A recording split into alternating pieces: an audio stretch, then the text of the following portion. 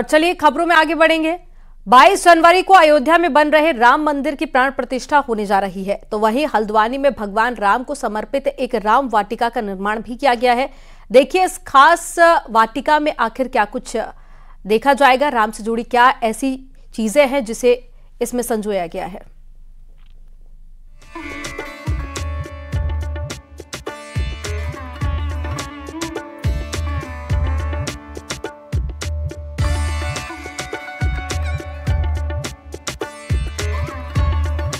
एक और जहां अयोध्या में राम मंदिर का निर्माण हो रहा है और 22 जनवरी को उसके प्राण प्रतिष्ठा को लेकर अयोध्या को सजाया और संवारा जा रहा है, जिसको देखकर लोगों को त्रेता युग का आभास होगा। वहीं हल्द्वानी में फॉरेस्ट डिपार्टमेंट ने अयोध्या में राम मंदिर के उद्घाटन से पहले एक अनोखी राम वाटिका तैयार की है। इस वाटिका में भगवान राम के त्रेता युग के पेड़ पौधों को लगाया गया है। अपनी 14 वर्ष के वनवास के दौरान भगवान राम 6 वनों से गुजरे। इन सभी वनों का जिक्र वाल्मीकि रामायण में मिलता है। दंडकारण्य, किष्किंधा, द्रोणागिरी, शबरी वाटिका और अशोक वाटिका है। तो सबसे पहले जो उनका मुकाम था चित्रकूट रहा। चित्रकूट में जो उस जमाने में जो वनस्पतियां थी वो आज भी एग्जिस्ट कर रही है। उसके बाद दंडकारण्य जहां उन्होंने राक्षसों का वध किया था, दंडकारण्य में जो वन थे उनका जिक्र है।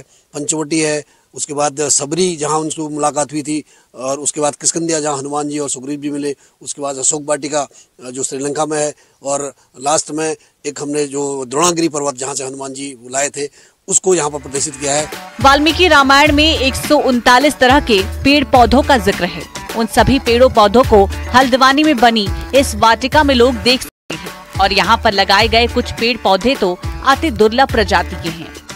फॉरेस्ट की रिसर्च विंग ने एक बड़ी रिसर्च की है, और इन विद्वानों ने इस तरीके की रिसर्च की है कि 139 यानी 139 तरीके के पौधों का जिक्र जब वाल्मीकि रामायण में आता है, और वो आज भी इस पृथ्वी पर विराजमान है। ऐसे में वो लोग जो भगवान राम पर सवाल उठाते रहे हैं, रामायण पर सवाल उठाते रहे हैं, जिसे एक मनगढ़ंत कहानियां लोग करार देते रहे हैं, तो उनके लिए भी जवाब है। अगर आप भगवान राम पर श्रद्धा रखते हैं, सच्ची श्रद्धा रखते हैं, तो आप भी हल्द्वानी में आकर के इस फॉरेस्ट रिसर्च विंग में बनी हुई इस रामायण वाटिका में आइए और भगवान राम के उस काल के पौधों के दर्शन कीजिए। शैलेंद्र नेगी, न्यूज़ 18 हल्द्वानी। अयोध्या में भगवान राम मंदिर में प्राण प्रतिष्ठा का दिन जैसे जैसे करीब आ रहा है, श्रद्धालुओं में भी उत्साह देखने को मिल रहा है। हर कोई अलग अलग तरीके से अयोध्या पहुंचना चाहता है। बागेश्वर से भी सरयू नदी के उद्गम स्थल सरमूल से ढोल बाजे के साथ में पवित्र जल लेकर राम भक्त अयोध्या के लिए रवाना हो गए हैं।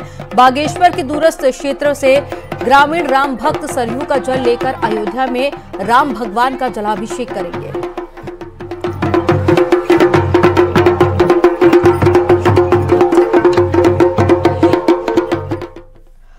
प्रधानमंत्री की लक्षद्वीप विजिट और साथ ही मालदीव विवाद के बाद में एकजुटता दिखाते हुए देश भर से कई सेलिब्रिटी ने सोशल मीडिया पर लक्षद्वीप की फोटो शेयर की। इस दौरान कई मामले ऐसे भी सामने आए जहां पर लोगों ने अति उत्साह में गलती से लक्षद्वीप की बजाय मालदीव की ही फोटो शेयर कर दी। उत्तराखंड के पूर्व कैबिनेट मंत्री और बीजेपी के प्रदेश अध्यक्ष रह चुके विधायक वंशीधर भगत भी अपने फेसबुक पोस्ट में कुछ ऐसा ही कर गए।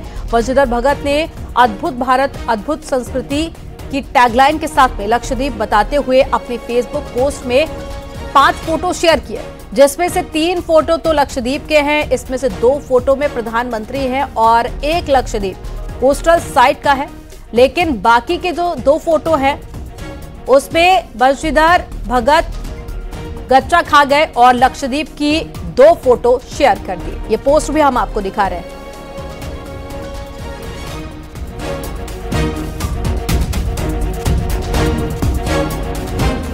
क्या होगा अगर अचानक से घर की छत को तोड़ते हुए कोई बड़ा जंगली जानवर आपके कमरे में घुस जाए? देहरादून के काट बंगला में एक ऐसा ही मामला सामने आया जहां पर जंगल से कूदते फांदते हुए अचानक से एक बड़ा सांभर हिरन ने जब घर की छत पर छलांग मारी तो टीन की छत को तोड़ते हुए सांभर घर के अंदर जा गिरा। अचानक हुए इस हादसे से कुछ देर तक किसी को कुछ समझ नहीं आया और सांभर घर वाले सांभर को देखते रह गए और बड़े सींग वाले सांभर को घर के अंदर देखकर हड़कंप मच गया। आनन फानन में मौके पर बुलाई गई फॉरेस्ट टीम ने सांभर को ट्रैंकुलाइज कर काबू में किया, जहां उसे पकड़कर ट्रीटमेंट देने के बाद में जंगल में रिलीज किया गया।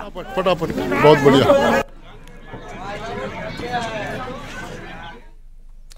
और यहां पर वक्त हो गया एक छोटे से ब्रेक का। आप देखते रहिए न्यूज़ 18।